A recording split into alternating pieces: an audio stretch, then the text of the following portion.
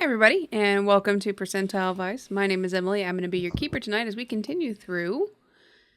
The thing you named. The thing I named. My brain just, laughing at the wind. Yes, which is the third chapter of our Children of Cthulhu homebrew game. I am joined by Steve, Hi. John, and Hannah. And anybody want to do a quick recap, or... we can just dive right in. We went to Mexico. You did go to Mexico. We met up with, Dona Ignacio. Yes. Yeah. Iggy Legs. Mm-hmm. Ignacio Leguizamo. Mm-hmm. Correct. Apparently he's an old friend of Mr. Statham's. Mm-hmm. He took us to his compound. Beautiful Mexican estate, adobe walls, painted that pastel pink with the walls all around it, huge lush gardens on the inside, dry scrubland on the outside, huge family, lots of cooking going on, kids everywhere, even a little old grandma sitting in the back in a gazebo painting. But weirdly, she's completely blind, but painting magnificently, and painted a picture that reminded each of us of dreams that we had had. Suspicious, to say the least. El suspiciado. Dos literates. Dos literates. So we all discussed our dreams, apparently in Bernard's dream. He saw these warriors lined up in a hall in like a green mist going through the hallway. I was reading the book and my words turned into a green mist. I stand corrected. And the warriors started to come to life. And he was able to see through the eyes of the warriors. Oh. In my dream, I was carrying the scepter, the staff that we found in Egypt. Mm-hmm. And I was looking for a place to put it, but I couldn't find the hole in the ground. And one of the newly animated statue warriors pointed to a hole in the ground, and I went to go place it, but woke up before that happened. And in Kara's dream, she saw the staff planted in the ground and a gold door that we were all kind of being beckoned towards, or she was being led to by a black cat. Strangely suspicious. Mm-hmm. There was also a black cat roaming around Ignacio's compound with Grammy Abuela. Abuela Alba. Abuela Alba. So is that good enough recap? Did I miss anything? You guys went with Iggy the next day. Oh, yeah. We then moved on. we did other things. And we were headed to the Tula Monument, just north of Hidalgo, a step pyramid from the Aztec culture. Iggy had called in... Toltec. It's a Toltec site that was important to the Aztec culture, but is originally a Toltec site. I'm sorry. I stand corrected. Again. And if I mess anything up, please be sure to let me know.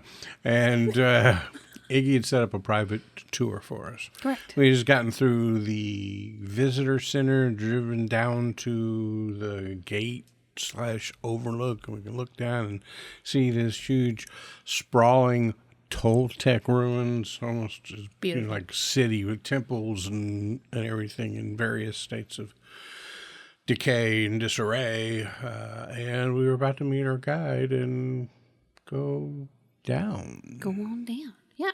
Anything you'd like to add, Hannah? No. Okay. I think you covered it. Great job. Fantastic. I was thinking about it, like about a lot of other streams, they have like shopping episodes, you know. We don't have shopping episodes. We have food episodes where we just have like really we should make that our thing. Centric episodes. It's our shtick. Yeah, it's our shtick. Whatever Emily's craving that week, it's the food for the week. Yeah, no. So you guys are with Iggy at the kind of the crest of this hill looking down onto Tula. And like you said, it is a very large site. There are multiple buildings that are attached for different walkways and courtyards and things like that. There are all of these pillars and stone statues outside as well. They're, I think, approximately 4 meters high. Does that sound about right? Ish, about 4 meters. It's weird to be doing it in meters since, not our standard unit of measure, but I did. And you guys are looking down as you guys continue to drive up to, it's almost like waypoint down at the very edge of this road where there's parking, there's a small building, and you can see a nice young man who's standing outside of this building with like a clipboard and like he has like on a nice button-up shirt and some khaki shorts, like waiting for you guys to. Well, since there's this waypoint here, I'd like to go ahead and engage autosave in case Okay. anything bad happens in the next couple of minutes. Certainly. So go ahead and roll sanity roll, because if you get corrupted, then there will be no save points. No. Yeah, so Iggy goes ahead and parks his car and starts getting out, goes up to the young man and shakes his hand. He's like, oh, it's a pleasure to see you, the thanks for having us in, short notice, all that good stuff. And he begins to go around and introduce all of you to your tour guide. And your tour guide says, okay, well, if you guys need anything before we get started, now's the time. We have restrooms, facilities, things like that. Anything that you would like to do before we get started with your tour? No? Nope. All right, well, then What we're was gonna... your name? Oh, my name is George. George? With a J-R-G-E? Or Correct. Should we call you Jorge? Did I mean, you you just can. Americanize it for us because, we're... I tend to, yes. Okay, well, we'll keep that in mind. No. George. Thank you. All right, so we're going to start with a quick walk around. And he starts walking you through, like, these little rope paths. They have these little metal spokes and little ropes kind of tied in between them. And talking about the architecture, some of the mythology behind it, really kind of giving you very baser level information. Bernard, for you, this is effectively what you would teach a 5th grade class. The rest of you, Cara, you probably feel about the same way. It's like, you may not know all these facts, but you can tell this is incredibly Base level, very friendly for the public, very easy to digest. Let's make it fun and light.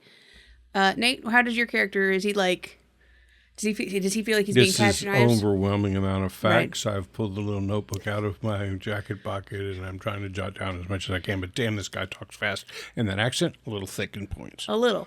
You're honestly a little concerned there might be a test later. You're not entirely sure, but you're having flashbacks to like your 10th grade science teacher. Like just a couple annoyed looks at my compatriots, wondering why they're not taking notes. This is obviously important stuff. Correct. And you guys spend about an hour walking through these grounds, and you are able to walk into a couple courtyards, but only about 5 feet in, where there's like little outcroppings of this gated area that you guys are in. That allows you to kind of step in, and you can kind of look, but you can't actually proceed all the way in. Roped off, so there's the common moving around access areas. Correct. But don't go into the actual good stuff. Don't go into the good stuff.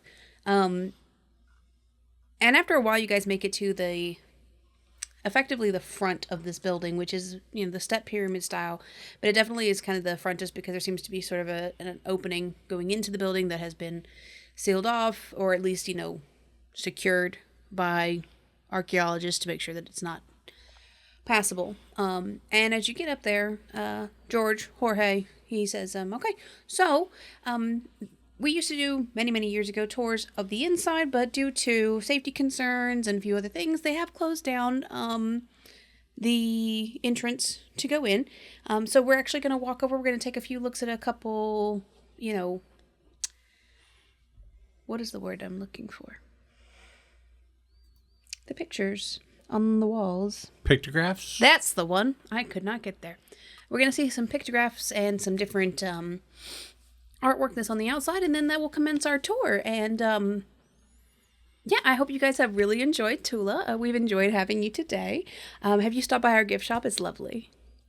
Not yet. Oh, you should definitely do that. They have some great stuff up there. Little figurines, absolutely love them. So, I understand the safety concerns and whatnot with letting people in, but what kind of safety concerns are there? Is the structure unsafe, or is it more of a you're worried about the safety of the facility itself? Well,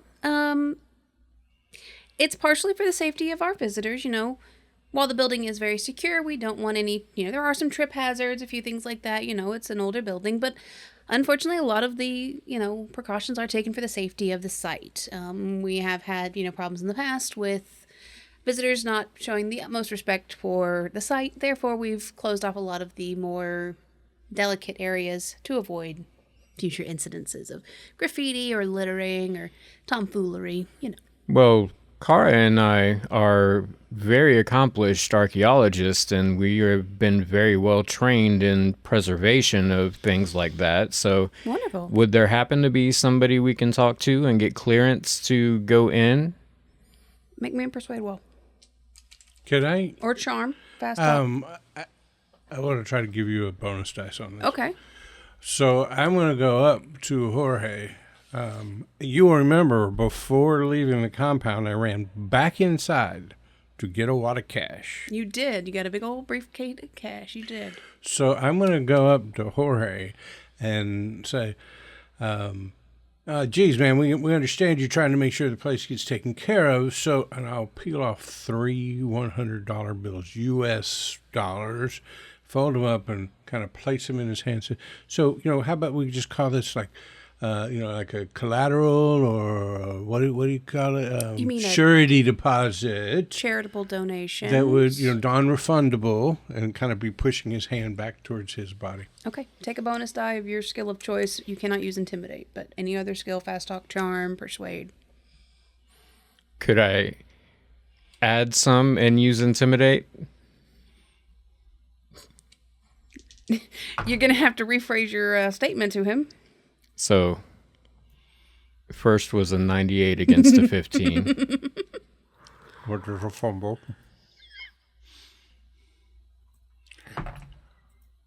Second was a 98 against a 15. Sir, I do understand, but, we do have to protect the site.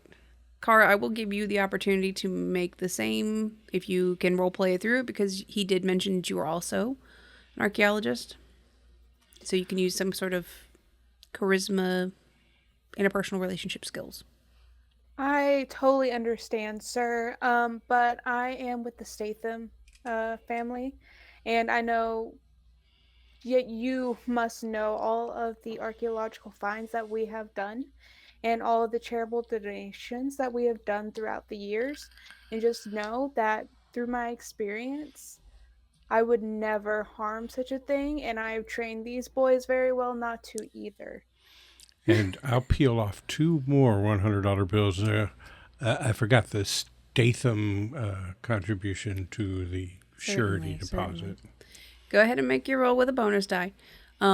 I would like to note that I feel like Kara's the kind of person where pulling the "Do you know my father" card may have hurt her a little bit to do that. It did. It hurt me real bad. To say, I'm a Statham. I'm from Kapanu. My dad owns an occult dealership. Duh. Yeah. So, what kind of roll are you making? Charm, persuade, fast talk? Oh, what's my fast talk at?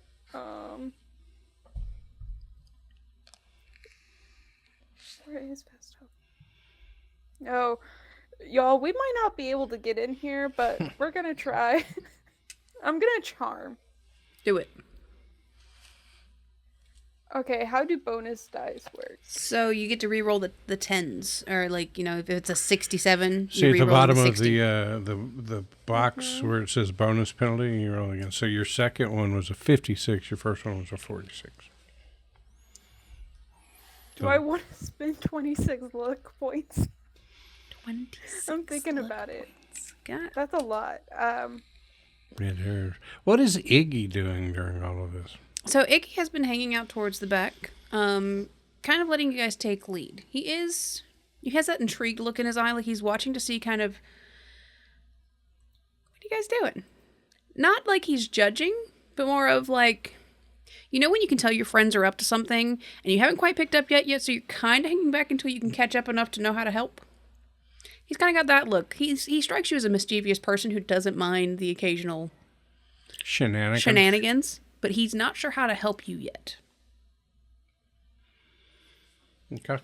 But you definitely get the vibe that he's like, your bullshit's my bullshit because I brought you here. So, all right. So you taking the failure? I'm taking the failure. And like, as I still see that his face is not changing at all, that he's going to stand strong on this. I understand.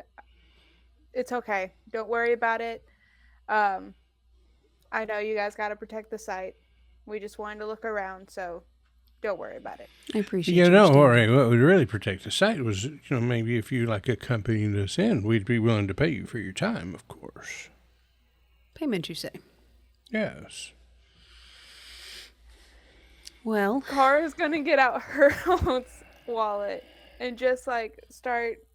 guys just throwing money at this dude. Just like, take it. Let us in. I specifically brought this briefcase because I felt like I might need to bribe our way into some places. So, Okay. So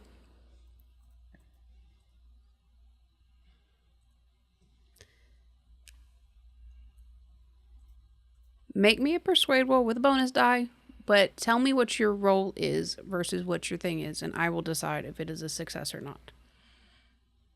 Does that make sense? you said persuade? Mm-hmm. So what's your base in persuade? Like what's your level? Your 10. 10? Okay. So roll it with a bonus and tell me what you get.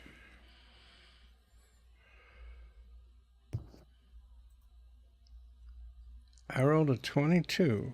And then my bonus dice was a 1, which makes it a 12 over 10. I will spend the 2 luck points. No need. With the money, you were close enough. If you could get within 10 of what you needed to, I was going to let you succeed. With the money, you guys keep putting money in his hand until he eventually gives.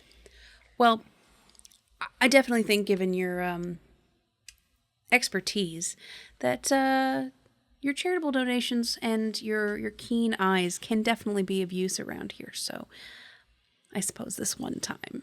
And you guys look back and you see Iggy kind of just like, not bad, not bad, not bad. So you see the gentleman, he kind of looks around.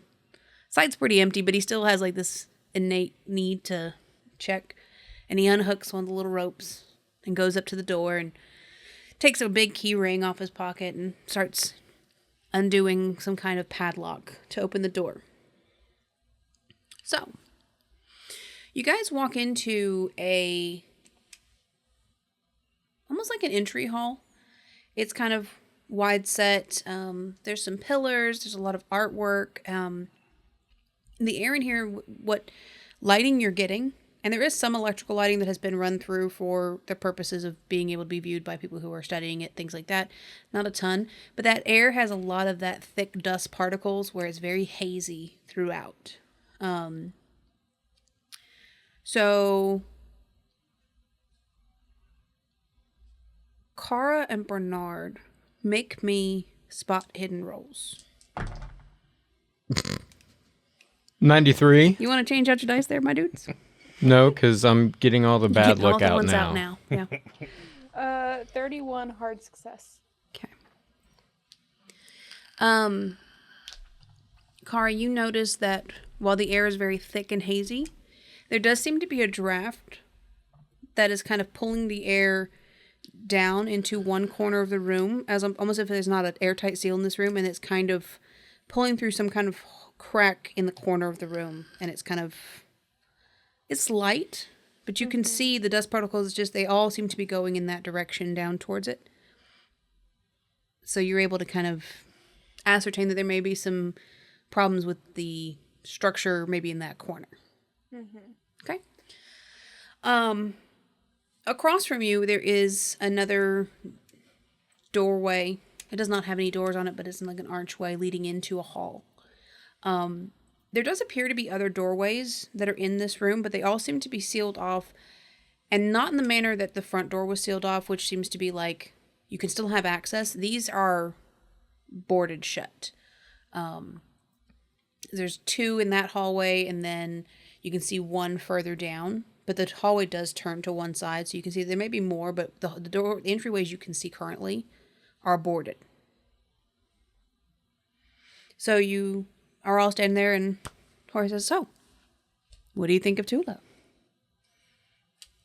It's very interesting. I'm going to walk around and go to the boarded entrances and see what's behind the boards. Okay. Not like moving the boards, but just like through cracks, see if I can see anything. Okay, make me spot hidden rolls. How many? 2. 60 is a regular success. Okay. 92 is a regular fail. So the first 2 that you come across, you are able to look in, and it looks like they are some kind of ceremonial room. They seem to be boarded off because you can see evidences of walls collapsing. They seem to be a safety hazard to be in. You can see that they've like erected support beams for the ceiling, but the walls themselves are heavily cracked and damaged, and there's debris on the ground. The last doorway that's directly down the hall, it's too dark to see inside, or the boards are too close together. You're not getting enough of a space for your eye to actually perceive what you're seeing. It's just kind of blurry, hazy chunks. In the room I can see into, does it look familiar? Yeah, I would say it looks familiar in that you've seen a lot of ceremonial rooms. If you're asking if it looks like something out of your dream, no. Okay. But it has that ceremonial room look to it, pedestal, boxes, things like that. Mm-hmm. So, I'm gonna go over to the corner where I saw the draft going out, and I'm gonna bend down and, as if I'm inspecting, like, oh, this rock must be from the something BC, and like start rattling off, but I'm clearly like inspecting where this draft is and if there's any mechanism around there. Okay. So make me an archaeology roll, because you're actually studying the structure. A 98. What's your skill in that? We 71. love the 90s. If it was under 50 and 98 is a fumble, which means epic failure, and Emily would have to tell you how you died. Yeah. Face planting into a wall. Yeah, you're not able to ascertain anything particular about the draft. You're struggling to even find where it's drafting from. I mean, these are stones that are laid together, but they look pretty well tight. You're just struggling to find that space where it seems to be, and especially because you're now so close to it that you're not getting that light filtering through and seeing exactly where the particulates are funneling through. You're just not able to quite get there from here. I'm going to turn to Bernard and go, hey, there seems to be a draft over here, but the architecture seems pretty sound. Do you know of anything that could be causing this that you've seen in your studies? Do I know? Make me an archaeology roll.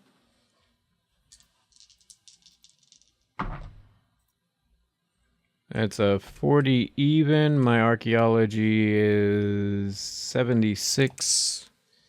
So almost hard, but not quite.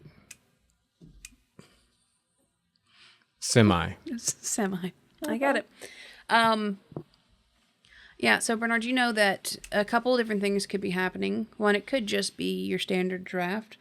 But judging by the fact that it's going to what you would assume is a lower level, that there must be a change in pressure or some kind of vacuum pulling air in. Because after a while, no matter how much is downdrafty downstairs, like, it's got to be going somewhere. It's got to be leaving in some capacity.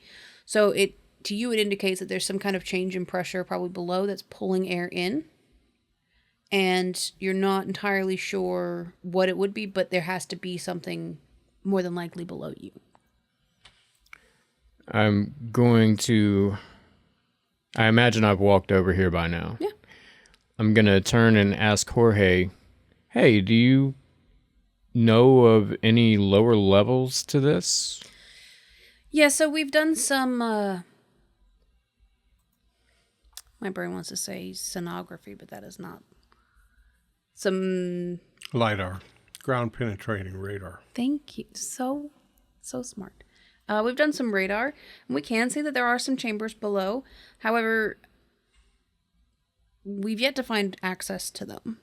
Now there are portions of the complex that are collapsed, and it's possible that the areas that we're needing to get to are collapsed, but we've yet to be able, and without drilling down or destroying, we can't. And so until we find a way to access those, the committee that runs the preservation of this site has decided it's best left alone for fear of damaging what we already have. Makes sense. You understand. Nate, what are you doing during all this? I'm checking the place out. Case in the joint. But while they're talking and doing other things, I don't know, I just suspect we're going further into this thing. So I'm going to take my little listening device and I'm going to plant it near the front door. Okay. And put a little earbud in, monitoring if somebody comes in behind us. Okay. Are you trying to do this stealthily? I am. So I was probably waiting until Jorge engaged with Bernard there about the lower levels. Okay. So because Jorge is a veteran tour guide, he's really great at dressing an entire room. So I need you to make a sleight of hand check to plant this because, he's one of those that talks in all directions. As tour guides do in my universe. That is a failure. 38 over 10. Did you have better stealth? I thought you would put stuff into sleight of hand. I've got better stealth. Health. That too. Would you prefer to have rolled a stealth? It would have still been a failure. Stealth is 20, sleight of hand is 10. I rolled a 38. So. Okay. So you can choose to push the roll. We'll let you push it and use stealth this time. If you fail, you're going to tip off Jorge that you maybe don't have the best of intentions in this building. Okay. I'm going to push it. Okay. That's a 32 over 20. I can't use luck on a pushed roll. I don't think you can. Wouldn't spend that many anyway. Yes. Yeah. So okay. I'm putting the listening device on the wall near the door. Okay.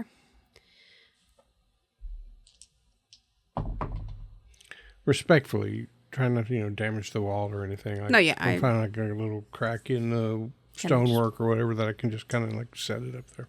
Okay. At this point, you're not entirely sure if Jorge has seen you, but you do know that it wasn't your best work. Then I'm going to turn around and just say to the room, hey, I put a little, listening thing up here in case, anybody comes in behind us so we'll know, or, hey, so, kind of protect you on this whole thing. Okay. I suppose that's fine. Just make sure you take it with you when you leave. Absolutely. We don't condone littering. Corporate Statham equipment. I've got that signed out. I've got to account for it when I get back. Rest assured, I'm going to take that with me. All right. Suppose it's fine. But yes, so there's one more chamber that we can access that I will allow you to access further down the hallway if you would like. Sure. Okay. So did Iggy come in with us? Yes, but he's still kind of just hanging back. Not really doing it unless you address him specifically. Okay. I feel like I'll be walking next to Iggy most of the time as the tour guide, the two archaeologists, and then me. The real estate agent and the security guy. Yeah, that makes sense. All three of you make me a spot hidden, please. Poof, you're spot hidden. Thank you. Hard success. Regular success, 57 over 76. Regular success. Okay. So Nate, when you hear them talking about this draft, you take a moment as you're passing it to kind of watch it. You notice that the draft doesn't seem to be coming like down into it. It looks almost like the draft is coming up out of it.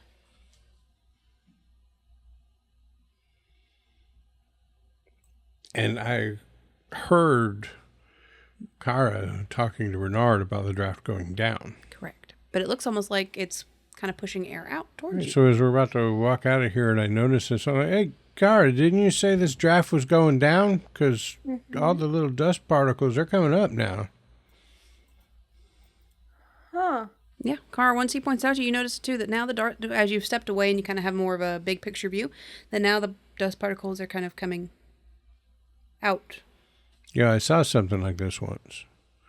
There was a little backroom gambling thing going on in this bodega down the street from when I was still a beat cop, and there was like hot, sweaty gambling going on back there, right? So they were putting in a bunch of fans and air conditioning and whatnot, and ventilation or whatever. And so when things were just going on smooth, like the air would flow into that back room.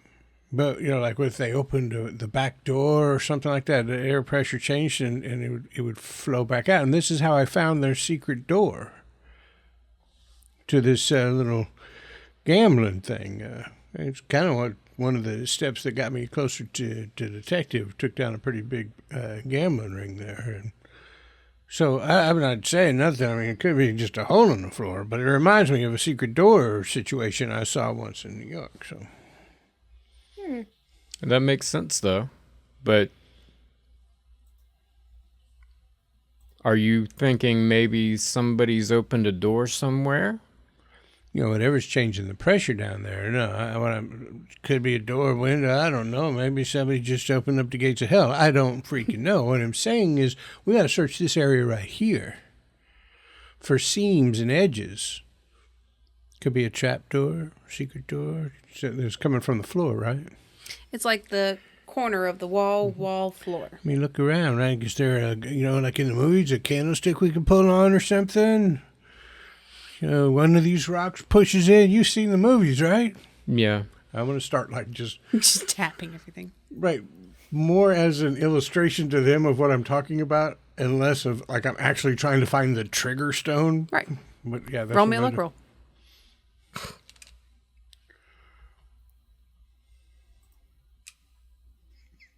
I have miserable luck. That's a failure. Okay. Yeah, you continue to tap around. Nothing's happening. If you want to do a more thorough investigation, I would like to know what you guys are doing, how you're doing it, so you guys can tell me what kind of rolls you want to make. Because these will be a second attempt for them. I'm going to allow it because you have presented new information to change the parameters of the search. So I'm going to take my little archaeology tool set out. Okay.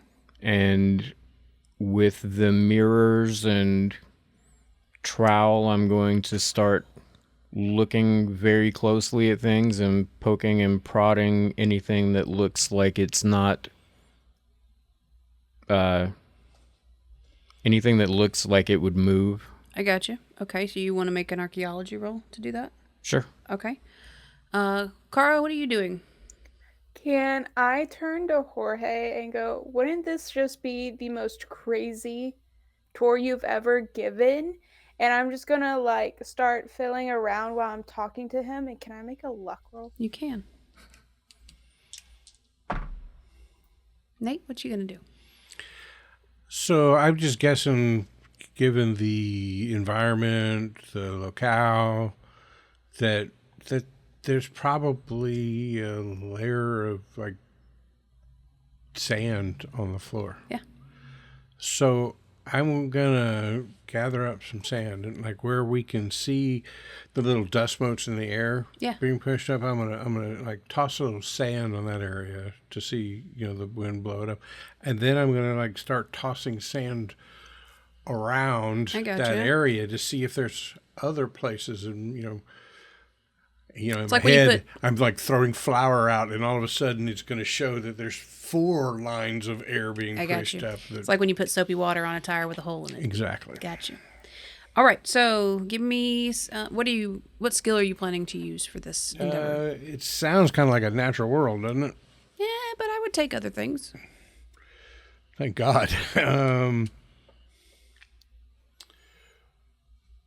Would you take Historically, probably. mechanical repair?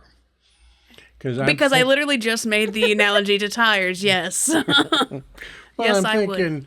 I'm thinking that a door would have like 4 sides to it, and I literally analogize it to mechanicking. So, like, I'm with you. All right. Yeah, it's a 41 over a 38. Failure. Okay. Hannah, how'd you do on that roll? I got a hard success with a 34 under a 72. Okay.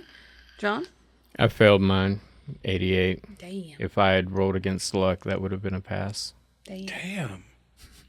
Okay. So, Nate, you start spreading sand around. You do notice that some of the lighter bits of sand that you can toss into the air are getting picked up. But you're not really seeing anything outwardly showing you any kind of seams in the floor or anything like that. Okay? Bernard, you are rooting around with your trowel, but you are, given that this is your field of study, this area, this kind of thing, you are being nearly over careful. I think you're very concerned about damaging anything, and so you're not really going too whole hog on digging that trowel down into a groove or things like that. You're not finding anything that feels safe enough to really press your luck with. You're not finding anything. Kara, so while you're tapping your hands around, you're not able to find any sort of button, but you do notice, just while Bernard is tossing the sand around, that the draft is now pulling down into the floor.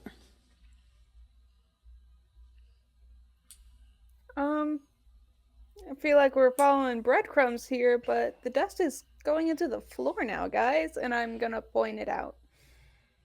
Yeah, so the draft has now reversed its flow back the other way, pulling it down. So these two are used to places like this, but the whole thing's a little creepy to me. And when she said that, a shiver goes down my spine. I was like, Jesus, like the whole place is breathing or something.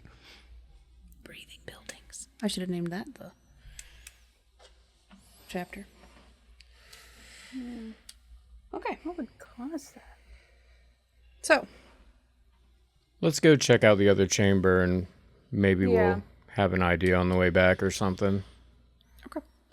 So you guys continue down this hallway and takes a turn to the right and opens up into it's still a hallway, but it's a larger hallway. It's probably about 10 feet, 15 feet wide, maybe 45 feet long. And it is decorated with these absolutely beautiful pictographics. And as you guys come around the corner, Jorge says, "Now this is the real gem."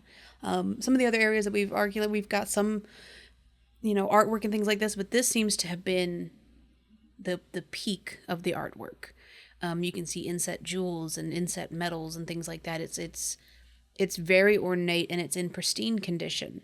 He said it's amazing that it has stayed so well preserved. We only guess that it's due to the fact that because of the turn in the hallway, that it is protected from drafts, is protected from natural light, and you can see like in the floor they have like a small wire going to like a light, but it's very dim, and the light is not your standard like incandescent bulb. It seems to be like some sort of it's another color, like maybe red or something like that, to protect it from harmful light rays. But it is astonishingly beautiful. but it dead ends into a solid wall, and it's just this wraparound mural that goes all the way around. What is the mural depicting? So the mural depicts some kind of... There's a lot of people. There's some different beasts and things like that. There's some water scenes. As far as you're aware, it seems to be maybe telling something, but you're not entirely sure. You don't know the myths. You don't... Not in any way depicting imminent death? Just a question. But maybe your two archaeology friends could explain it to you. What's going on? So what's up with this stuff, man? And it's kind of, I don't know, confusing. I'd like to examine it. Okay. You want to do archaeology? You want to do something else? I feel like it's going to be That just art a history lot class from school is going to come in finally. Knew I should take that look. Anthropology. Okay. I feel like there's going to be a lot of archaeology roles, so I'm trying to give you opportunities to use other skills as well, but there's probably going to be a lot. That is an 09. Okay. So an extreme success. So you know this mural incredibly well due to the fact that you have a colleague who worked many, many years ago in this site when they were doing some research, and you've actually seen photos of this and like some of the work that's been done on the backside of researching it. And you know that it is the myth of the feathered serpent god. I worked on this. Give me a moment. Quetzalcoatl, right? Is that wrong? Quetzalcoatl. Quetzalcoatl. Yes. Which we will, moving forward, call the serpent god. I tried all day. All day I worked on that, and I just can't do it. Just say Ketzi. Ketzi. Okay. And it's depicting his kind of major story arcs in this area. It's very well preserved.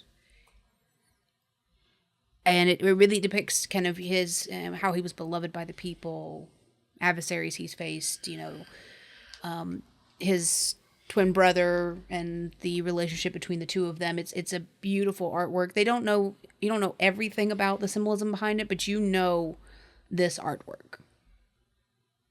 Like, I would almost say that you going to Tula knew you would hope you were going to get to see it, and you're finally getting able to see it in person. Like you're very intimately aware of this artwork from previous research.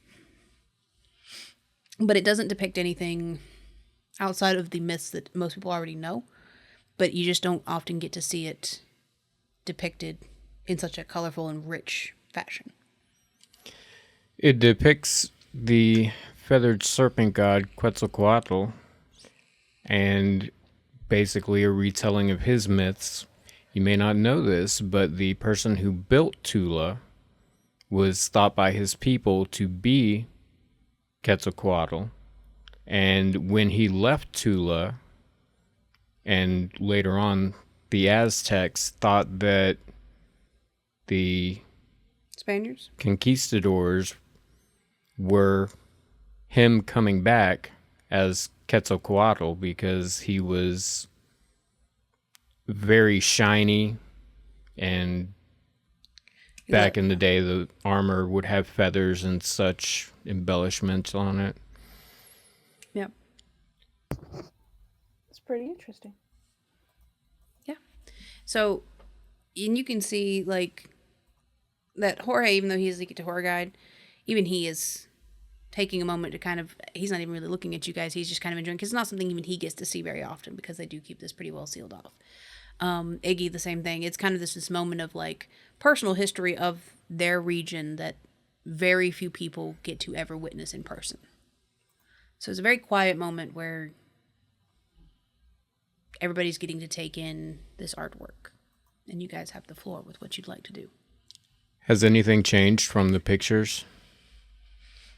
From what you've seen, there's probably some patina. There's probably some patina that wasn't there before. There's a couple areas where you can see that they're doing more intricate work. They have like string kind of in areas to kind of mark off areas where they may be trying to restore it, or maybe, but As far as if the depictions have changed, no. No jewels have moved around or... Not that you can tell, no. I'm going to continue to look as though I'm examining the artwork, but I'm actually going to be looking for any sort of cracks or possible gaps that might indicate some sort of door. Okay. Make me a spot hidden. 51 is a regular success on spot hidden. Okay. So you can definitely see that there's an area where the hall dead ends that the stonework does not look cohesive. But you're not entirely sure if it's, that this is a addition, or if it is some kind of door, or if it is just when they were making this, they used a different type of stone, and so therefore it's not like butting up quite as well. There's something amiss in that front, in that last bit, but you're not entirely sure what it is. It's kind of just like, when you look at a picture and like something is halfway off and your brain is like, something is wrong and you can't put your finger on it. It's something very akin to that for you. Hey, Kara, come over here and let's look at this section. And I'm going to walk very close to it and do a more close examination to try to figure out if I can get any more information off of it. While they're doing that, I'm going to engage with Jorge. Okay. So let's do yours, and then we'll shoot back over to them. So, what you doing with Jorge? Hey, so Jorge, geez, like the abuela, Iggy's abuela painted this picture of like a warrior.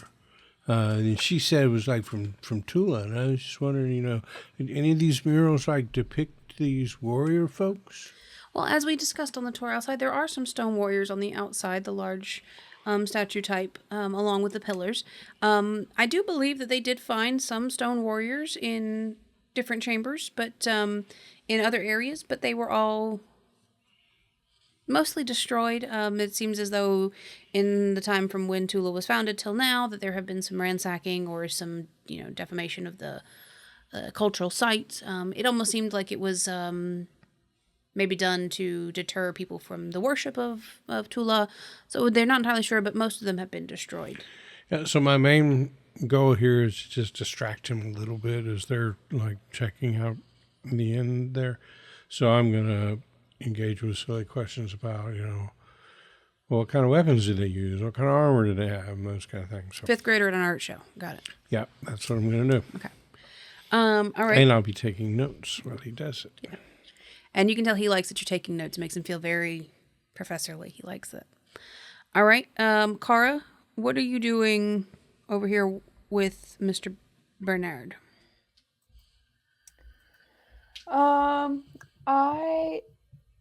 I have like a cell phone reception to where I can like pull up the picture of this mural and I can compare it side by side? Yeah, your reception is not great. It takes quite a bit of time to load, but yeah, you can. Okay, then I'm gonna start like inspecting the wall and referencing back to the photo every so often to see any discrepancies or like, how some photos, like the contrast of the photo highlights something that you wouldn't necessarily see. Yeah, no, definitely. in life. So that's where I'm working towards. Okay. So Cara and Bernard, you can either both make spot hidden rolls separately, or if you guys are kind of more collaboratively working together, you can make one with a bonus die. If you're kind of like, oh, well, look at this, and yeah, well, did you see that? Like, if you guys are working in tandem, you may do one with a bonus, or you may both roll separately. It's your choice. How good are you at spot hidden, John?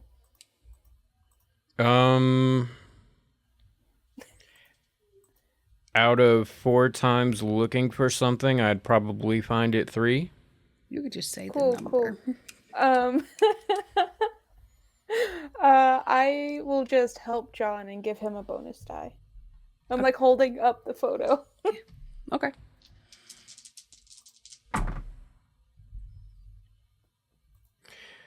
$56, so a regular success. Okay. So, tell me what it is you're specifically looking for. Are you still looking for, like, is this a door? Is this an opening? Are you looking at the artwork? Or what are you looking for? Looking at, is this a door? Is this an opening? And if so, how to activate it so that we can move through it? Okay. Or if there are any sort of controls that might activate a door in the last chamber we were in. Okay. So you're pretty well sure that this is some sort of door that is long since sealed. You're not entirely, you don't see any kind of mechanism on this side to work the door. Do I get the impression there's a mechanism on the other side? You get no impression of the other side. Okay. Now you can continue to search the area if you'd like to look at the artwork, or if you would like to I think really the only other thing you could really search in that area would be the actual artwork itself. Since you've looked at the structure itself, that would be your other option. Going to turn to Kara and sort of quietly, but not suspiciously whispering. Just going to be like, it's some kind of door, but I don't know how to open it from this side. And then I will continue looking at the artwork. Okay. So, Cara, what are you doing? I am going to glance around the room, not necessarily at the door, but for any other inconsistencies along the edge of the room, since the switch might not necessarily be at the door itself. Okay. So you guys can choose to make what kind of rolls you want to make here. Spot hiddens, archaeology, if you have something that's kind of pertaining to arts, I would take that. I'm going to do spot hidden. Closest Art success. Oof. Closest thing I have to anything artsy would be anthropology. Oh, yeah, and you could, like I said, you can use archaeology or spot hidden if you choose to. It's just your choice. I'm sorry. I kicked the I'll do archaeology then. 36, that is a hard success. Okay. So there's this moment where you're both kind of panning in different directions, kind of like opposite walls back towards the art. And you both notice on the edge of your walls that there seems to be a piece of the mural that doesn't aesthetically fit with the rest of the mural. Like on the surface level it does, but when you look at how it's drawn, it appears to be drawn in relief. Whereas a lot of other areas, where the most of the other areas of this are done like on the surface of the stone, this one seems to have been reliefed into the stone. And it's like two blades of grass that are kind of equidistant from each other from the wall and arcing towards the wall that you believe to be a false wall. But they're in like relief on the wall. And I think there's this moment where you both kind of like reach out and touch them and you realize that there's some give right there in that leaf. Just the smallest bit. You don't have to press it, but you definitely can feel that the stone is not solid in that particular portion. I think when we realize that, we'll look at each other and give each other the face like, yeah, we need to push it. Yeah. Okay. So you're going to push the buttons? Yep. Same time. So there's this moment where you both press the button and kind of hold your breath and nothing seems to be happening. And then you feel and you hear the sound of incredibly old, incredibly heavy stone kind of pushing away, and there's almost like this little pop of pressure. But as it pops out, there is this intense, smoky dust cloud that comes just pouring out. And I need everybody to make a power roll. And I'll be making them for Iggy and Jorge. Oh no. So I like to think this interrupted Nathaniel mid-sentence. So, Jorge, what you're saying is this alcoholic god, what'd you call his name, cracks a bottle. How long you been sitting on that? So you're saying that this duck god, ducks will waddle, is... I thought you were going to say Quaxacotl. Hold on, let me change my notes. Roll it back. Quacks and waddles. This duck god quacks and waddles. You're so dumb. I'm particularly fond of cracks a bottle, but... Quacks and Waddle's also pretty good. That's pretty good. All right, so, PAL rolls. What did we do? How do we do? I failed by 4, 74 over 70. Okay. I passed mine. Hannah. Success. Okay. So, as soon as this cloud kind of pours into this room, it's a very heavy cloud. So while it starts kind of coming from all edges, it very quickly kind of roils down into like a rolling floor thing, but it's slowly kind of filling. It's almost got a very water-like texture to it, even though you can't tactfully feel it. But it has this like filling effect to the room as it kind of builds upon itself. Jorge has his back to the wall, and so he hears the sound behind him. But by the time he turns around, the smoke is now pouring in and just slaps him square in the face. And him and Iggy just immediately hit the ground.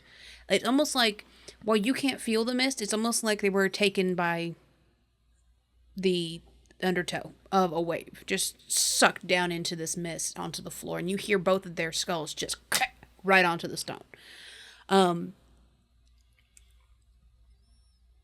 Kara and Bernard, you guys saw the very first bits of it happening and were able to shield your faces and kind of keep yourselves good. But Nate, while you're able to keep yourself upright by just, you're very a physically strong, fit man, you're able to keep yourself upright. But there's this moment where it hits your face and all you can feel is hot breath on your neck. And it feels like it's creeping down your spine, one vertebrae at a time. This hot breath is just easing its way down to the base of your legs. And I need you to make a sanity roll. Hard success. Okay. You take 1 point of sanity damage. And there's this moment where your whole body feels cold except for your spine, the back of your tailbone, the back of your legs that feel moist and hot. But every other part of your body is cold as this cold air just pummels over you. But it just feels like if something was massive right behind you and just went all down your spine. And you have this moment where you start to kind of panic.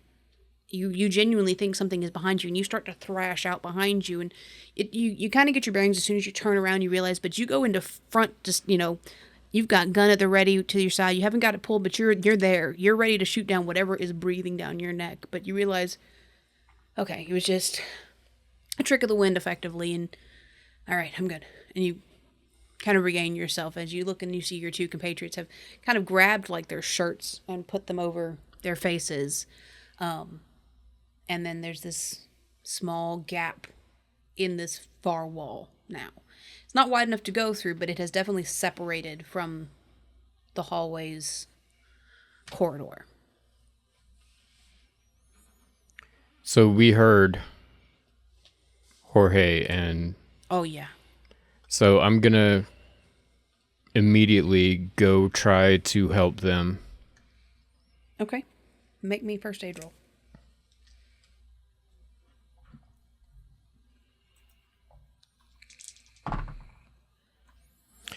$57 under a 58. Okay, who are you checking on first? Iggy is alphabetical. Okay, so Iggy is unconscious. He does have a small head wound, but not like He probably wouldn't even need stitches. But he is fully unconscious. Another one for Jorge. Mm-hmm. 2 different people, 2 different rolls. 86. Over a what? 58. Later, Jorge.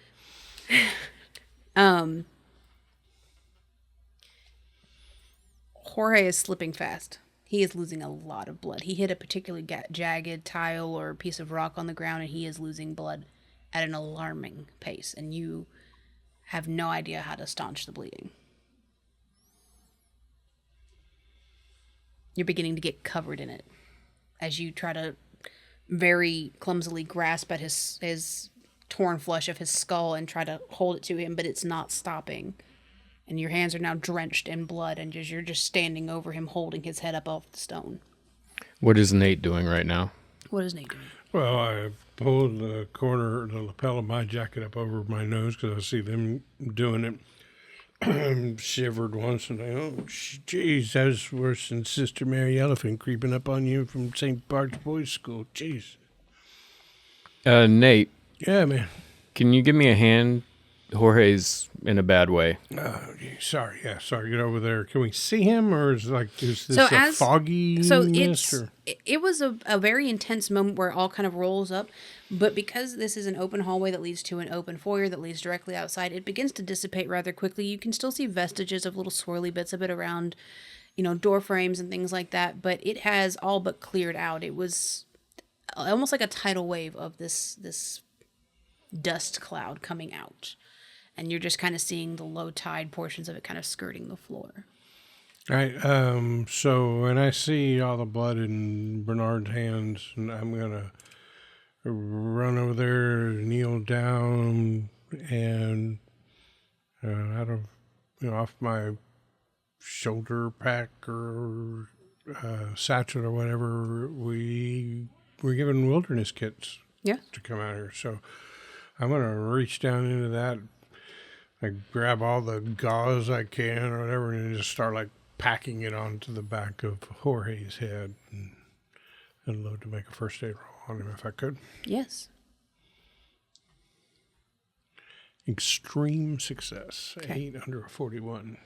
So you are able to get the wound packed as best you can. Head is well wrapped, but it's bleeding through. Any other head wound, this would be an exceptional job. But he's still bleeding. He has hit some sort of major artery, vein, something, and he is slipping. Okay, well, I'm holding that there as much as possible. Help me get him up into a seated position. He's laying down, right? Mm-hmm. So I want to get him up, seated up against the wall so that gravity is helping us with the blood loss. Mm-hmm.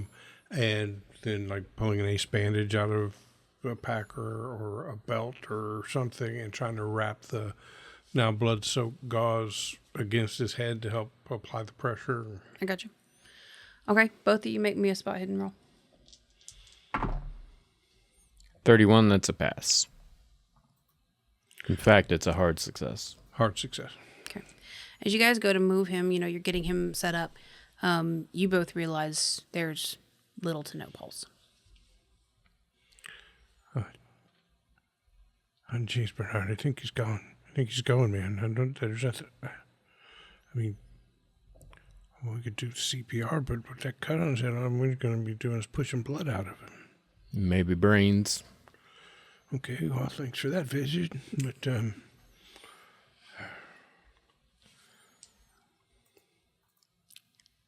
Cara, what you doing right now?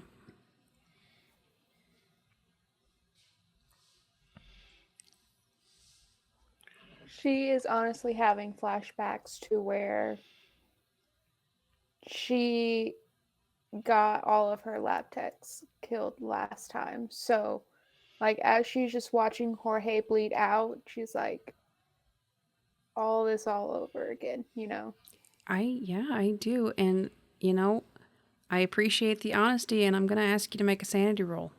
Yep. Because I think that's a very visceral nerve for Cara. Mm-hmm. Extreme fucking success, a 4. Beautiful. Okay. Yeah, you're still Oh yeah. kind of still frozen in panic, but you're not suffering any delirious effects from it.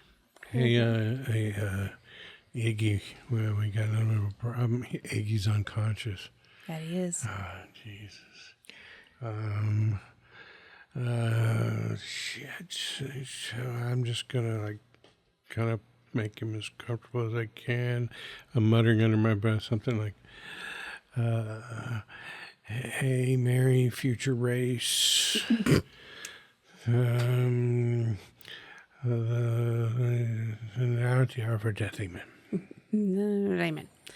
Yeah. Yeah, so, I didn't pay a lot of attention in St. Bart's Boys School. So looking down on this scene, we have Kara sitting on the floor, kind of blank staring in your directions,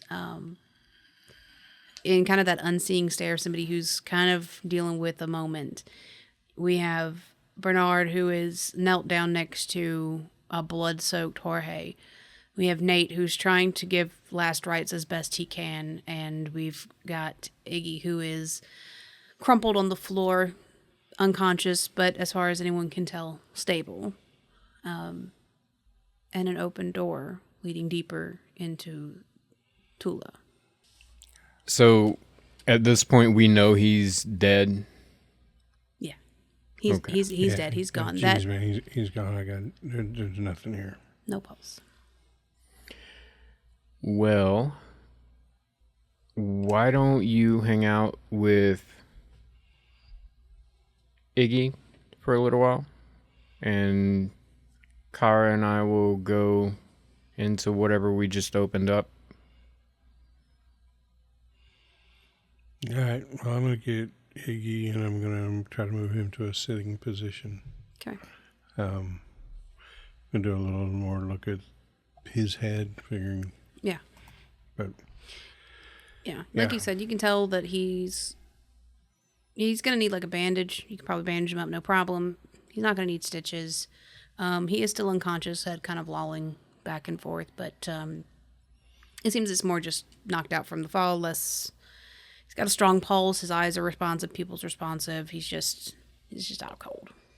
okay, well, I'm going to try and make him comfortable. Yeah. Try to set him up. Maybe finding a little unevenness in the wall or corner where I can have him supported on two sides so his head's not, flopping over like a 2-week-old baby or something. You could just like prop him up on the dead guy. Brilliant. I'll do a whole weekend at Bernie's in Tula. A weekend at Tula. Yeah, so you're able to find like either the corner of a wall or some kind of like deviation in the wall that kind of gets him kind of nestled in there so he's not falling back and forth. But as far as you can tell, his breathing is stable. He seems fine. He kind of just needs to get through this little sesh. You guys holler if anything goes south out there. Okay. Okay. So, Kara and Bernard. You guys are able to see, like I said, there's a small opening now where this portion of wall has pressed away from the corridor. Pressing against it, you can tell you could definitely kind of maybe push it a little more and then it would slide. And you can see on the floor that these very ornate tracks that this big stone is sitting in. You both kind of take a moment to marvel at the engineering that would have had to go into such a heavy door moving in this fashion. Adding on top of the fact of how old this is, how much more advanced that sort of engineering and construction would have been. You've never seen the likes of it in something this old. And even today, making a full stone door that can effectively pop out like a, this glass on CD cases, cabinets where like you push it in and it pops itself back out. It's effectively that, but made of solid stone. And it doesn't even take a huge amount of force to move it. I mean, you got to put a little bit of shoulder in it, but it's not impossible for one person to move it on their own. But you do feel that you could kind of grab it, kind of push back, and then slide it to one side. I think that's what we'll try to do then. Yep. Okay. So moving it to the side, there's a lot of noise, but it does move. Like, I have cabinets that probably don't open as nicely as this, but it's not a great feeling, but it's able to move rather freely. And it opens into a stone spiral staircase leading down in pitch darkness. Did we bring a flashlight? You guys have basic survival kits that have flashlights, flares. Yours still has gauze. Just like any other survival kit that I've given you guys in games, if you tell me it has it in there and it's a reasonable thing that would be in there, I'm not going to question it. But as far as, like advanced gear, no.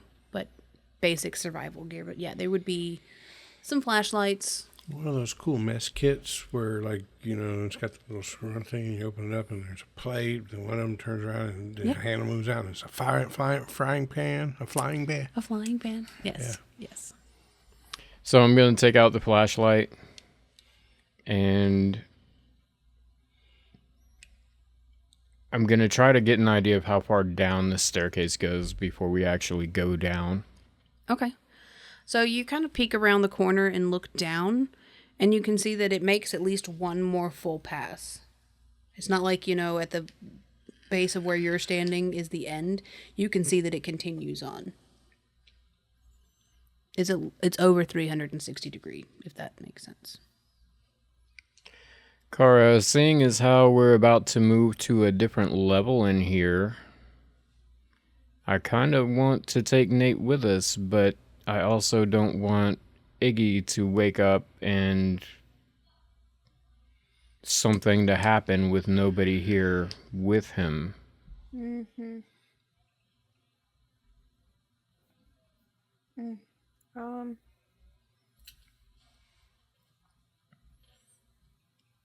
Do you think maybe You guys are still right at the opening? Yeah. Mm-hmm. So you could I don't want to probably leave hear. Iggy either. I mean, that would just be rude. I'm gonna hold on a second. I'm gonna jog back to the opening. Mm-hmm. I'm gonna grab my little listening device. I'm gonna take it back and I'm gonna put it on Bernard's collar. I'll be listening to you the whole time. I can't speak to you, but you can speak to me. If anything goes south, I'll come running. Think it might be a better idea to put Iggy in the car for the time being. Car's right out front. That way we don't have to worry about him waking up and being in a strange place next to a dead body, possibly taking a fall down the stairs. That's a typical Tuesday for me. Yeah, I should have said that before I ran all the way back to the opening, but okay. Getting my cardio in today. I'll help him carry Iggy out to the car. Okay. Yeah, so you're able to take him back out to his Jeep. The trunk is wide enough that, and it's open, it's not like a closed-in trunk, it's a Jeep, that you're able to kind of lay him down there, put a seat down, make him comfortable so he can kind of rest, and even keeps his head kind of elevated. You feel confident that, he's comfortable, he's secure. I'm going to rip a page out of my little spiral-bound flip-top thing. Yo, Iggy, we're still inside. You took a spill. We'll be right back. And I'm going to put it in his hand. BRB. Okay, yeah. Okay, I love you. Bye-bye. Okay, I love you. Bye-bye. Yeah.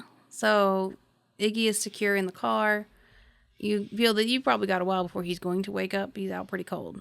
So if you guys would like to head down the staircase, you may. Yep. Okay. Let's do it. So you guys head down the staircase, and it is a long staircase. Probably goes about 720, about 2 full rotations before you reach the bottom. The bottom lands onto a small landing that is fronted by a door. This door is rather large. We're talking probably 10 feet wide, 15 feet high. Like it's a sizable door. But it is your standard open in and out door. It is made of stone, but it looks to be like a thin piece of stone that's suspended in this doorway. Can we see the hinges? No. It opens inward. Is there like a handle or a knob or anything on it? Yeah, there's like a rudimentary, like carved socket almost that you can grab hold of. but it's not protrusion, it's an intrusion into the stone. Okay. Let's try to open it. Hey, 1 second real quick. Can I feel which way the wind is going? Is it coming out of the room? Going into the room? Neither. It seems pretty stagnant. Okay.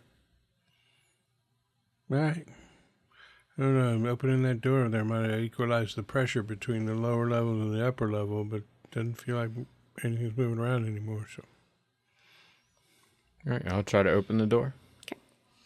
So while it is thin stone, it is heavy. So it does take quite a bit of force. Not enough to warrant like a strength check, but you got to put some back into it. You're a large enough stature man that putting a good amount of your weight into the door is able to press it open. It does kind of grind against the floor, stone on stone, and opens up into a very cavernous room. It's very dark. With your one flashlight, you're able to eliminate certain bits of it, and you can see, like, there's a pillar off to this side. There's a pillar off to this side, but there's just, with one flashlight, not quite enough. You would need your compatriots to also have their flashlights out and to really make an improvement to the lighting scheme in this room. Hey, y'all, let's get as much light in here as we can. Pull out my flashlight. Turn it on. Yeah, okay. So you guys begin to kind of cluster light, where you all are kind of pointing in the same area, but kind of spread out so that you're kind of lighting more. And what you can see is that there seems to be these 4 pillars in this room. This room is, sorry, I wrote down dimensions, about 60 feet by about 45 feet. It's rectangular, and there's 4 pillars in each corner. It's kind of offset from the wall by about 15, maybe 10 feet. There is a very large stone slab on the left wall. It is outwardly not part of the wall. It is effectively, think, the stone that sealed Jesus' tomb. We're talking like a slab placed. To your right is a sheer wall with some depictions of more people, the serpent god. Nothing too spectacular, but very akin to what you've seen in the previous room. And then directly in front of you is another large door, nearly identical to the one that you have just gone through. On the floor, you can see a very ornate, swirling green emerald pattern that has been inlaid into the floor. That seems to be coming from the stone slab and kind of meandering around these pillars and kind of all culminating down into this one center spot of this room. You're also able to see that on the pillars are torch holders, like old torches with torches in them. They're not currently lit, but there are some inlaid lighting available should you choose to light them. Save the battery life. Sounds good. Is there enough ventilation in here that burning the torches won't be... You'd imagine that with the door open to the stairwell that it's probably okay. Okay. Because it's a pretty wide room. It's a fairly wide stairwell with lofty ceilings. Like it's not enclosed very tightly. I'm going to light the torches. Okay. Go around the room. Yeah. So you can see with the torches, like I said, large stone slab to your left, 4 pillars. The torches have a very enchanting effect on the stonework in the floor, the emeralds. It makes it almost look like liquid. The way the light plays off of the irregularity in the stone, it almost looks like a flowing pattern, even though, if you reach down and touch it, it is solid stone, but just the ripples in the stone, when the light hits it, you get this very aquatic, stream-like effect. I'm gonna go to the spot in the center. Okay. What would you like to do there? Look. Okay. So you can see that the spiral pattern on the floor. Like I said, it kind of culminates in the center. And in the center is inlaid into the floor one very large jade or emerald type stone. We're talking diameter of like a basketball. You know that just through years of archaeology and like research, that a stone this size is not only incredibly uncommon, but exceedingly valuable, like unfathomably pricey in today's market. Like this is and you can't tell based on the floor how deep this thing goes, but just surface area wise. And it is pristine. It's dusty, but the clarity of the stone, unmatched. I imagine I still have a little brush handy from the archaeologist kit. I'm going to try to brush it off. Yeah, you're able to brush it off and see, with a little bit of help from, maybe your actual flashlight instead of the flame, you're able to see that this piece of jade or emerald or whatever kind of stone it is probably 2 to 3 inches thick. That's inset into the floor. So you're talking about a very heavy, very large piece of stone. Gemstone. I'm going to try to move it a little bit. Okay, how are you wanting to move it? Going to start pushing, pulling, see if it rotates. Okay. So pushing and pulling, no effect. It is very well inset into this floor. It's a very precise cut. There is less than a millimeter around the outside for it to move in. Trying to twist it, you can get a little bit of give, but it feels like maybe the bottom side has some sort of texture to it that keeps it from free spinning. Like it's not entirely polished on the bottom. You could probably force it, but you definitely feel that kind of scraping against the actual stone. But you don't notice any unique qualities to trying to shift it or twist it. While he's doing that, I'm going to go check out the door on the opposite side of the room. Just kind of security shit. Okay. Like, is the door closed? Is it secure? I'm trying to make sure nobody can just walk in on us. So the door is closed. You give it a little bit of a nudge, and it doesn't feel locked per se, but it feels maybe barred or so this one would stuck. Also open away from me, not into this room? Correct. It feels as though it's not able to open. Something's blocking, whether it's barred or a mechanism or something is keeping it from moving. Okay. Correct.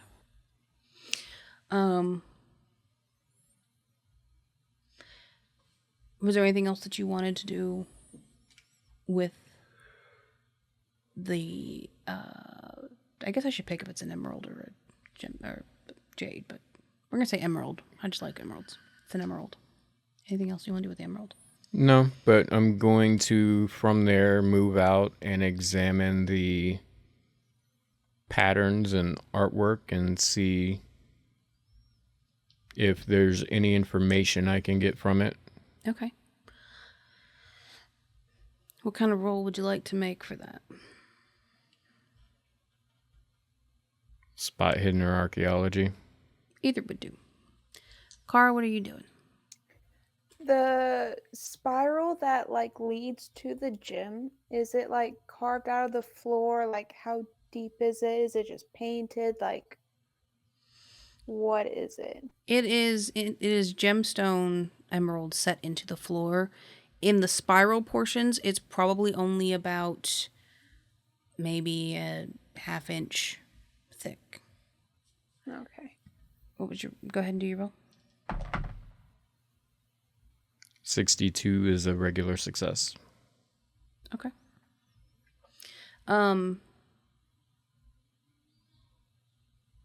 Judging by what you can see of this pattern, it is very reminiscent of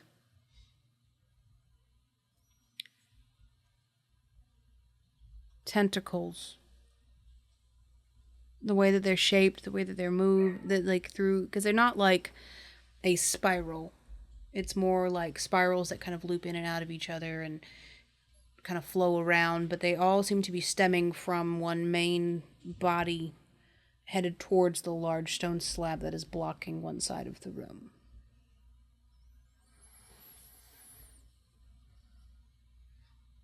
Does the body look like anything I'd recognize? It's not a body. It's I mean, one main body as in they all kind of coalesce into one area. Okay. Not that they like conjoin, but they all seem to individually come together into almost like neat little rows, and for a short, maybe a couple inches, are very, very well lined up, and then you see it kind of disappear under that slab. Thought there was going to be like a Cthulhu face. That would be really cool if In I the had room. thought to do that. But no, I didn't. So I'm going to step back and point it out. Hey, these look very odd. These look almost like tentacles or something compared to the stuff we were seeing previously. It all looks like it goes over to that door. Do you think that's a door, huh? I'm going to go over to the slab, start checking around the edges. Because the way you described it was like this slab of rock that was up against the wall, but not in the wall. Correct. Like a door is usually flush with the wall. This is on the outside. So I'm looking around the edges. Is there light coming through? Do I feel any breeze coming through? Does it look like it's attached to the wall or freestanding? I'm looking at the floor to see if there are like scratches on the floor here that show that it's moved to the left or to the right or swings out or anything like that. Okay, give me a spot in. I Can I imagine intimidate this slab first? I imagine I would be helping him Okay, because I was going towards that wall anyway. I gotcha. So make it with bonus die. It was an 88 when I rolled it, and when the bonus dice it was a 98. So 88 is a failure. Okay. Yeah, as far as you can tell, it looks like it's just laid up against it. It seems very flush with the wall. You don't see any scuff marks, nothing out of the ordinary. You're not noticing any kind of wind. With just a cursory visual look, as of right now, not really sure how or what it is. Does it look like it would roll? Mm-mm. Is it square, circular? It is square-ish. It's not like a perfect square. It does have some deviations on the side, but it does, sit very flat to the bottom and very flat to the top, like it has been kind of filed down to fit into the space, whereas the sides that don't meet the far walls are more natural. And it goes floor to ceiling? It does go floor to ceiling. And no gap at the floor? No.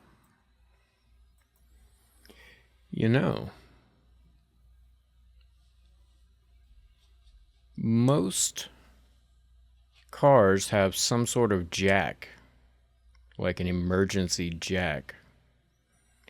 Do you think that Iggy's car might have one of those? Yeah, probably. What are you thinking? Well, if we could figure out a way to get it in there, it might push the slab out enough that we could get in.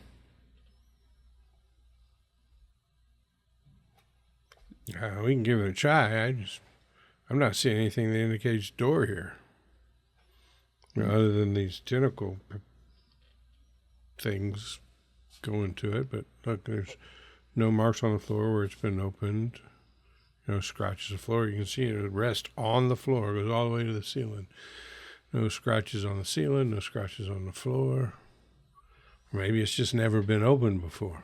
That's what I'm leaning towards. Whoever put it here to be permanent. Sort of like that seal on the urn. Yeah, so maybe we... In which case, let's not do the jack thing. Okay.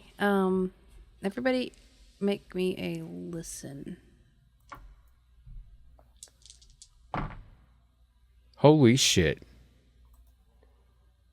What is it? I can't read it. It's a 20. I made it. Nice. Hard success. I made a critical failure. No. I'm deaf now. You never noticed before that you're completely deaf. Okay. You So and Abuela are going to get along. yeah.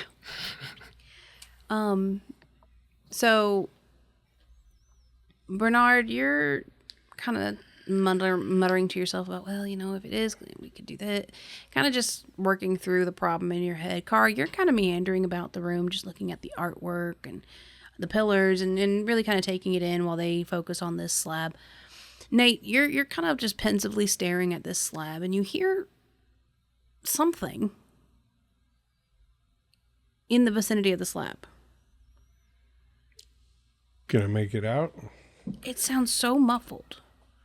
Like a muffled voice, or You're not sure. muffled... It was almost like, you know, you think you hear something, and you're like, wait, what's that? You know, and you have to get.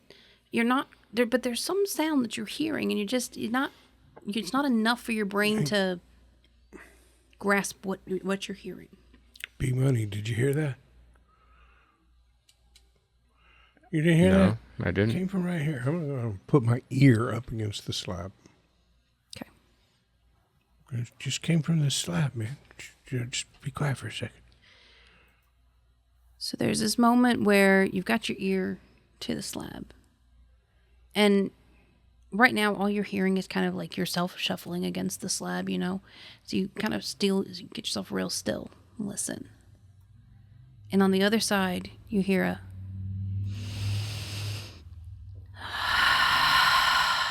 and a little tick, tick, tick, tick. Just that moment, the walls of the room you're in begin to violently shake, and these panels of stone that looked very flush with each other begin to rapidly spin in chunks in places.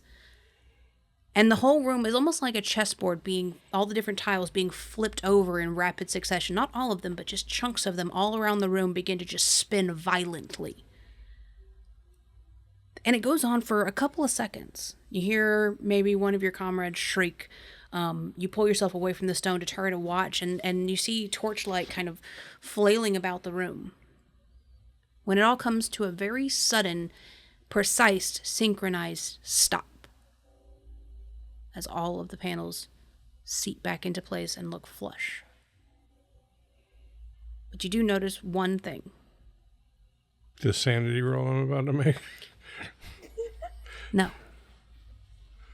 The fact that Carr is no longer in the room. And that's where we're going to stop tonight. Oh, fuck. Oh my god. Ooh. Womp womp. Can we just make this into a movie? Because the scene in my head of different tiles and pieces spinning around, that was pretty cool. Yeah. All right, well, that's what we're going to end I it. never liked Kara anyway. Yeah, fuck her, It's leave always her. better if it's just me and you, bro. Just adopt Iggy. No, go adopt Abuela. Yes. We're gonna adopt Jorge. It's gonna be weekend at Jorge's. Put him in one of Kara's like shorts, Yes. tank tops. Jason, Yeah. we'll put some sunglasses on him so nobody Nice. can tell. We're gonna prop him up in the Jeep. Go. We go from a horror movie to a buddy cop comedy. Just like that. Oh, that was a lot of fun. That was cool. Yeah. Now I'm really ready to.